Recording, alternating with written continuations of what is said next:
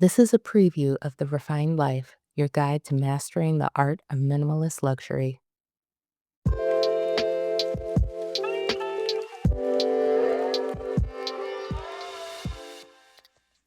Learning the art of minimalist luxury, as I talk about here on The Refined Life, is more about growing and learning and figuring out what works best.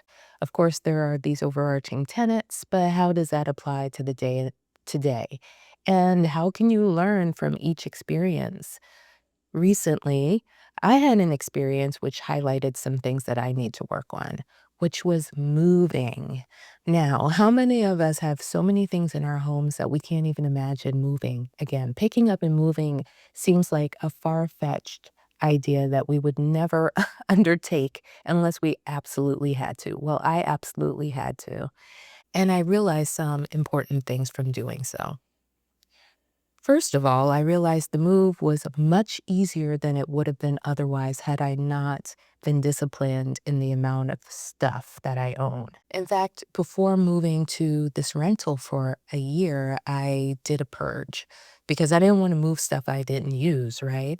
So I got rid of a lot of clothing, a lot of my son's old toys, and things that he didn't use anymore. So I downsized before I moved. So that made moving back much easier than it would have been.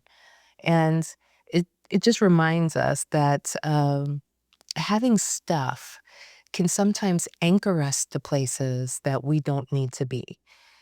When you are so trapped by your possessions, they can literally tie you to a physical location. And I don't think some of us realize that at times. The second thing I learned from moving was that I still have too much stuff.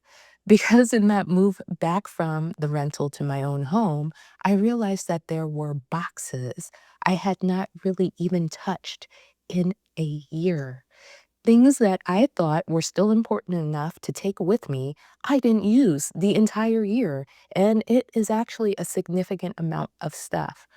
So I realized there's more growth for me in that area, and this whole process really illuminated that for me.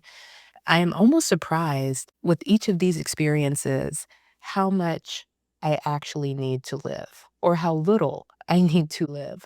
No one's perfect in this minimalism journey, but we can always grow and learn and develop. So I challenge you, take a look at some of the things that are in storage. Do you still need those things? Can you free up space in the garage or in a closet?